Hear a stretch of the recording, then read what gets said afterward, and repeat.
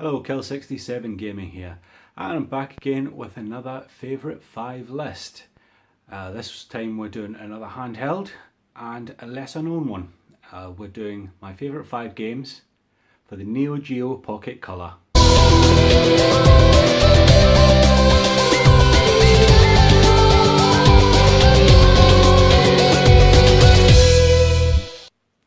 The NeoGeo Pocket Color was, in my opinion, a lovely bit of kit. It went directly up against the Game Boy Color. Similar specs on the two machines, although vastly different game libraries. Unfortunately for us here in Europe, we only, I think it was the same in North America as well, we actually only got the console available for about a year. SNK worldwide got into financial difficulties and they discontinued selling the games and the systems about a year after it was first launched. It did continue in Japan, and of course the console itself is not region locked, so you can continue to get Japanese imports. But a great pity that it didn't have a longer life in the markets in Europe and North America. I honestly believe that it could have been a huge player, but circumstances went against and it wasn't to be. Well, there was a good library of games for it.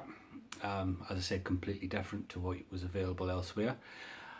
And we're going to start with my 5th favourite game for the NeoGeo Pocket Color.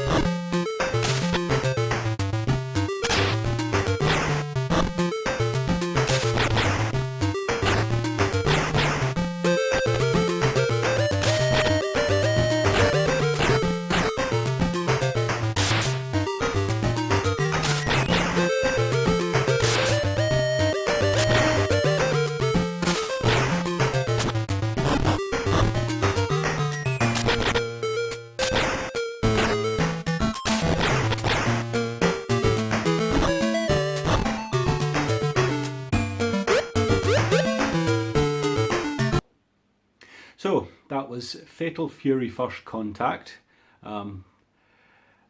SNK on the NeoGeo Pocket Color seem to just get the gameplay for these one-on-one fighting games just absolutely spot on.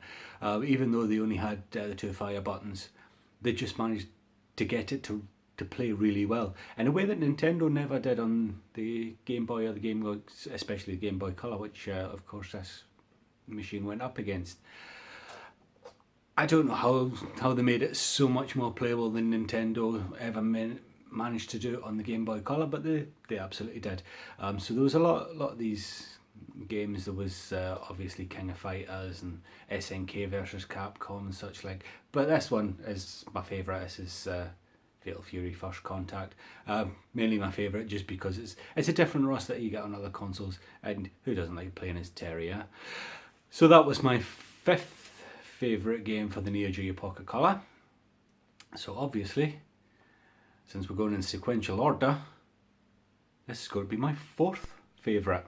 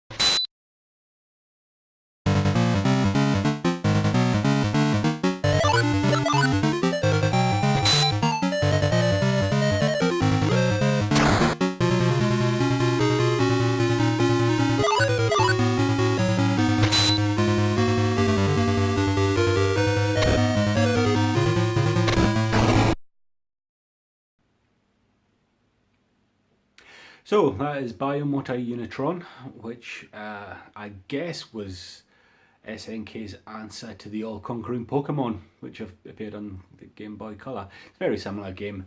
Instead of catching Pokemon, you build Unitrons, and you battle them in the arena. Obviously, you try and become, in this game it's the Master of Masters, rather than the top trainer or whatever it was in Pokemon.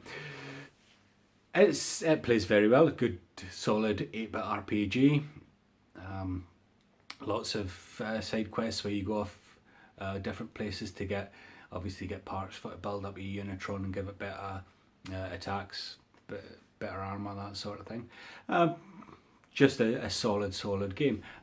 Obviously nowhere near as popular as the runaway success that Nintendo had with Pokemon, but I think that's more due to the fact that simply the NeoGeo Pocket Color wasn't available long enough to have such a big customer base. So that was my fourth favourite game. I think we'll keep going forward and go for my third favourite game on the NeoGeo Pocket Color.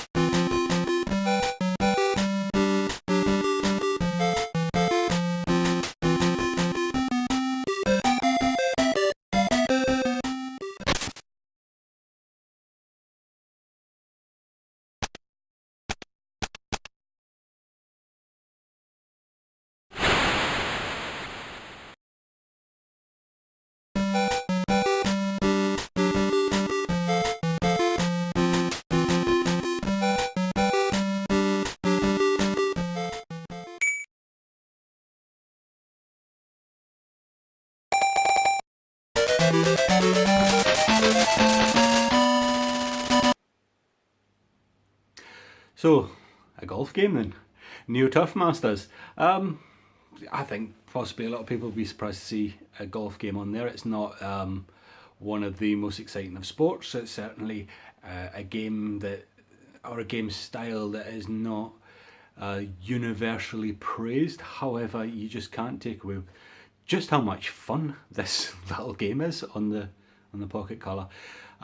Obviously, you can save throughout your round, so you don't have to play a whole round at once.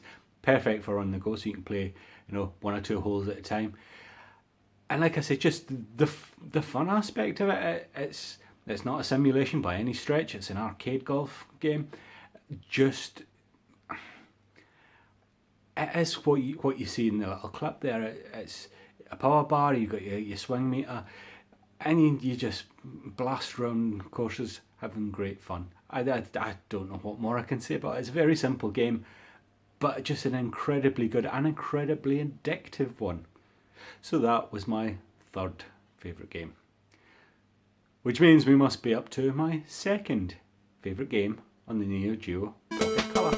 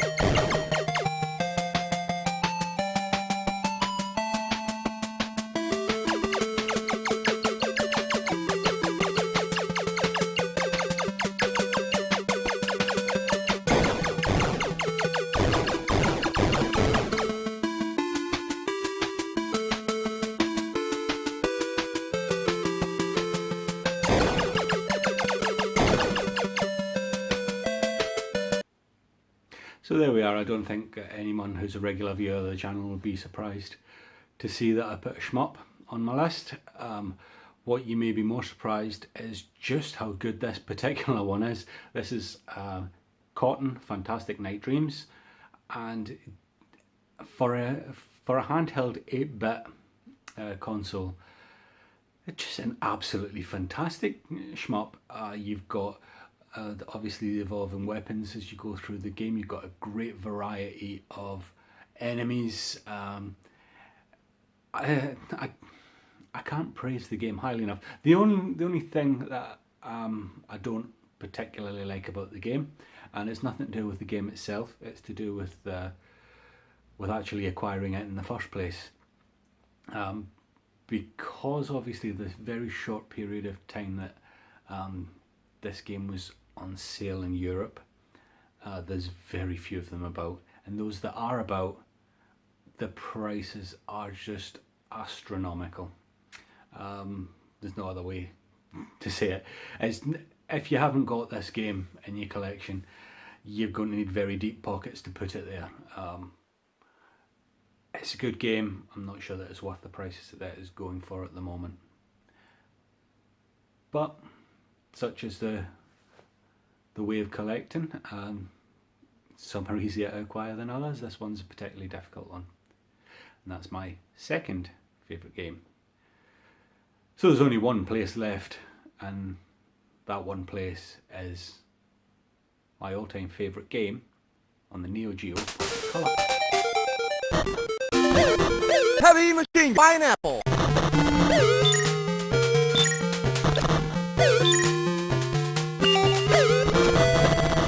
Pineapple. Heavy machine gun. Grenade gun.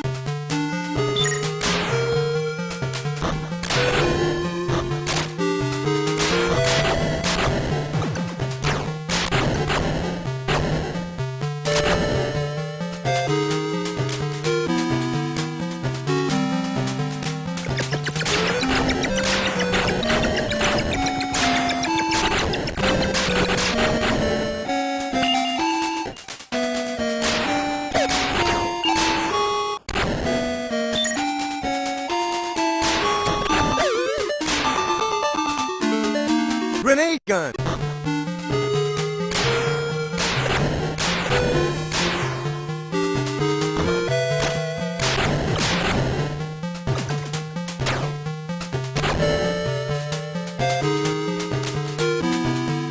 Pineapple.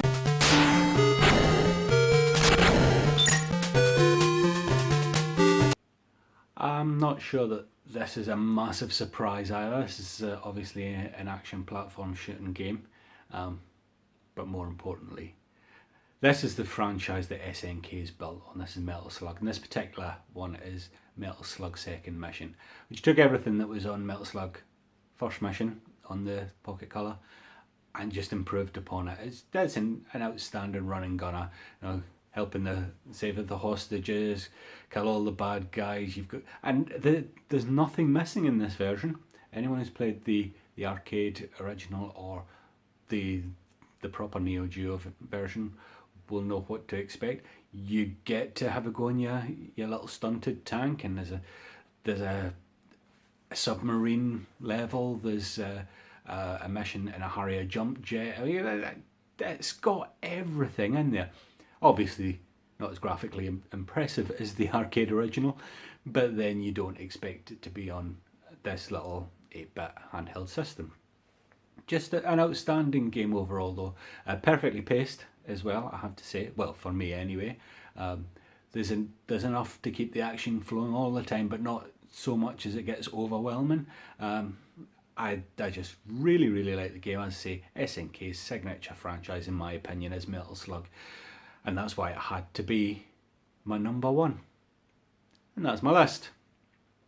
Now, I don't know if there's going to be that many people watching this who are familiar with the system. As I said, had a very short run because of the company's financial difficulties that they got themselves into. However, you may be familiar with the games. If you agree with me, well, I don't know what to say.